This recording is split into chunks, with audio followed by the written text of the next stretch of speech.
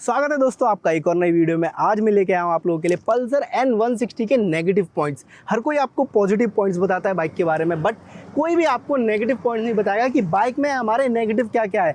हम बाइक तो लेने का सोच रहे हैं, सारी हमने अच्छी चीज़ें देख ली कि माइलेज क्या है, परफॉर्मेंस क्या है, बट कहीं ना कहीं ये नेगेटिव पॉइंट्स है वो आपको बाइक चलाने के बाद ही समझ आता है। इस बाइक को ऑलमोस्ट 1 ईयर होने वाला है और इस बाइक के हमें सारे ही नेगेटिव पॉइंट्स अब पता लग चुके हैं, तो वो इस वीडियो में शेयर करने वाला हूँ आपके बाद। उसके बाद आपको समझ आ जाए कि आपको ये बाइक लेनी चाहिए या नहीं लेनी चाहिए। चलो वीडियो को शुरू करते हैं। तो सबसे पहले जब आप एक बाइक लेते हो तो सबसे पहले आप चेकआउट कर सकते हो उस बाइक के लुक्स कैसे हैं, आपको लुक्स एंड डिज़ाइन उस बाइक के कैसे लग रहे हैं, तभी आप वो बाइक परचेज करते हो। नो डाउट ये इस सेगमेंट में सबसे बेस्ट लुक वाली बाइक है। 160 कैटेगरी में भाई इसकी जो लुक्स है ना वो काफ़ी ज़्यादा प्यारी लगती है। काफ़ी सारे यंगस्टर इस बाइक को लेना प्रेफरेंस अपनी रखते हैं, ठीक है। तो मेरे को जो प्रॉब्लम आती है इसमें सबसे पहली मेरे को लगी इसके नेगेटिव पॉइंट जो था इसका पैनल इशू। इसके पैनल्स में इतना गैप है। आओ मैं एक बार आपको पास से चेकआउट करा देता हूँ। ये आप चेकआउट करो, यहाँ पर देखो मेरी फिंगर कितनी ईजिली अंदर तक जा रही है और ये पूरा कैसे हिल रहा है पैनल, ठीक है। अगर मैं इस तरफ की बात करूँ तो यहाँ पर आप चेकआउट करना, ये बिल्कुल भी नहीं हिल रहा और एकदम सेट है ये वाला पैनल, ठीक है। तो ये सारी चीज़ें यहाँ पर भी आपको देखने को मिलेगा।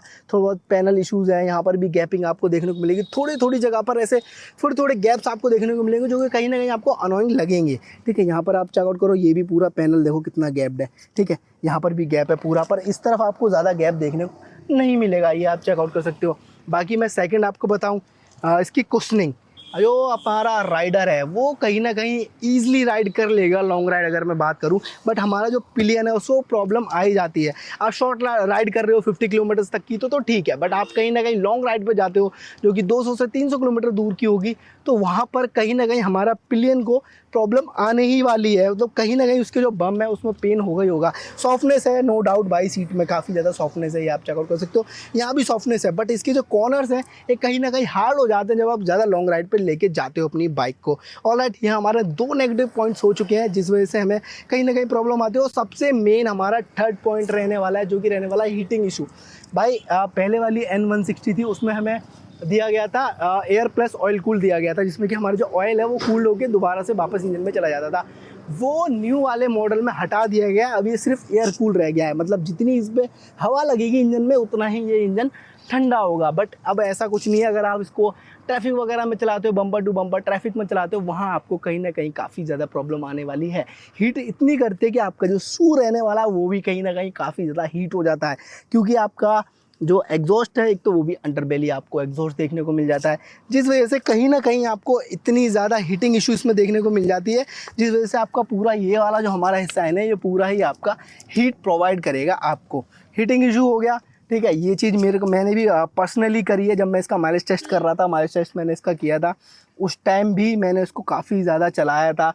पूरा 1 लीटर के अंदर मैंने इसको चलाया था, जिस टाइम पर इसने काफ़ी ज़्यादा हीट प्रोवाइड करी थी, ठीक है। जिससे कि मेरे को भी लग रहा था हाँ भाई हीटिंग इशू तो है। अब इंजन की बात कर ही रहा हूँ, तो जब हम इसको हाई रैप पे चलाते हैं, हाईवे वगैरह पे ज़्यादा रन करते हैं, जैसे मैं इसको 80-90 के ऊपर लेके गया मान लो, तो उसके बाद में इसमें वाइब्रेशन फील होना स्टार्ट हो जाती है। हमारे फुट पैक पे भी वाइब्रेशन आते हैं, हमारे हैंडल पे भी वाइब्रेशन आते हैं, टैंक वगैरह पे भी हल्की हल्की हमें वाइब्रेशन फील करती है, ठीक है। और हाईवे पे जब हम इसे भगाते हैं इस बाइक को, तो हमें ऐसा फील आता है कि कहीं ना कहीं इसमें एक गियर मिसिंग है। इसमें 5 गियर स्पीड बॉक्स आता है, ठीक है। अगर 6 होता तो काफ़ी ज़्यादा अच्छा होता, और उसके बाद 6 अगर हो जाता तो ऐसा मतलब अंडर फील नहीं कराती है बाइक, अच्छा परफॉर्म करती है। 5th गियर में अगर मैं इसको हाई रेप देख रहा हूँ, 110 भी चला रहा हूँ, 115 भी चला रहा हूँ, उसके बाद भी ये कहीं ना कहीं ज़्यादा वाइब्रेशन करती है।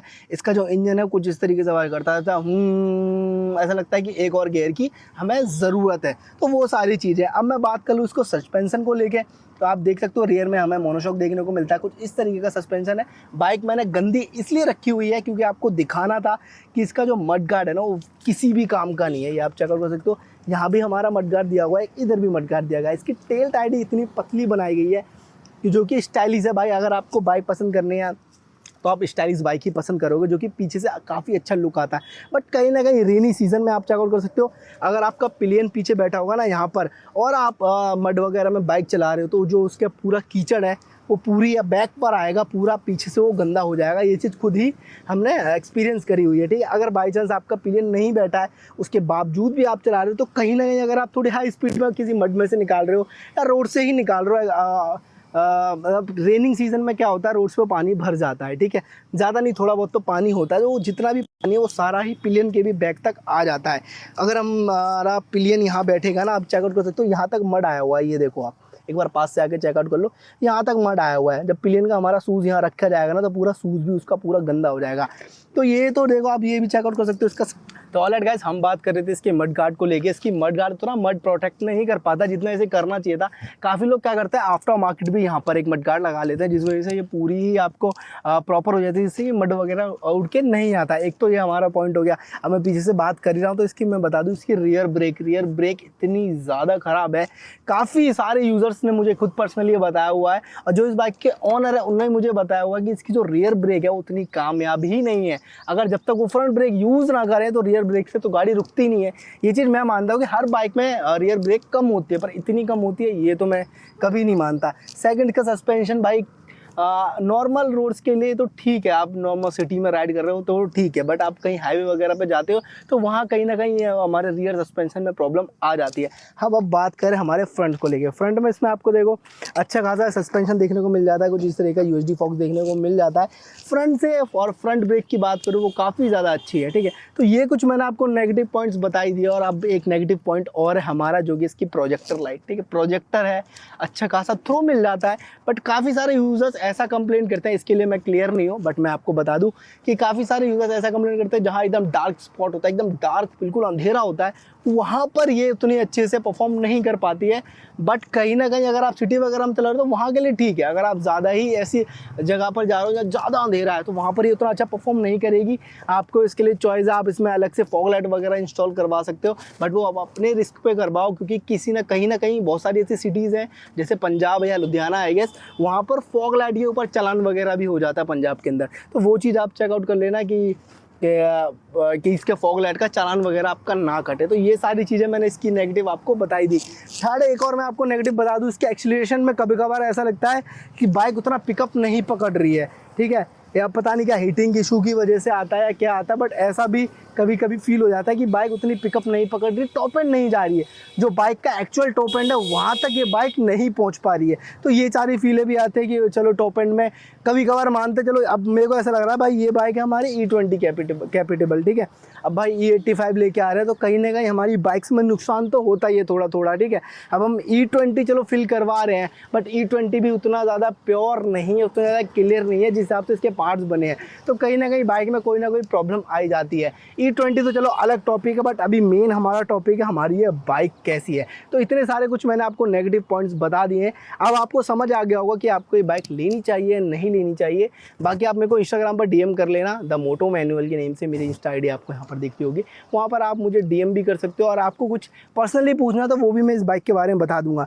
बाकी एवरेज भाई एकदम बेस्ट है, मैंने खुद निकाला हुआ सिटी के अंदर, मैंने बम्पर टू बम्पर ट्रैफिक में भी चलाया, विथ पिलियन चलाया। यहाँ आई बटन में आपको वीडियो का लिंक शो हो रहा होगा, आप चेकआउट कर सकते हो। बाकी मैं एक बार आपको बता देता हूँ, वहाँ पर हमें इस बाइक ने जो हमें एवरेज निकाल के दिया था वो दिया था 41 पॉइंट कुछ का समथिंग का, ठीक है, जो कि मैंने ट्रैफिक में चलाया था, विथ पिलियन चलाया था। अगर मैं हाईवे पर रन करता तो ये मेरे को आराम से 45 प्लस दे देता विथ पिलियन, और विदाउट पिलियन अगर मैं रन करता तो 50 भी चला जाता। काफ़ी सारे यूजर्स बताते हैं कि आराम से 45 प्लस और 50 के बीच का एवरेज निकाल के दे देती है हमारी पल्सर N160, ठीक है। तो ये सारी चीज़ें, अगर आपको ये सारी चीज़ें ज़्यादा ही बुरी लग रही हैं इस बाइक के अंदर, तो आप इसकी जगह पल्सर N250 की तरफ भी जा सकते हो।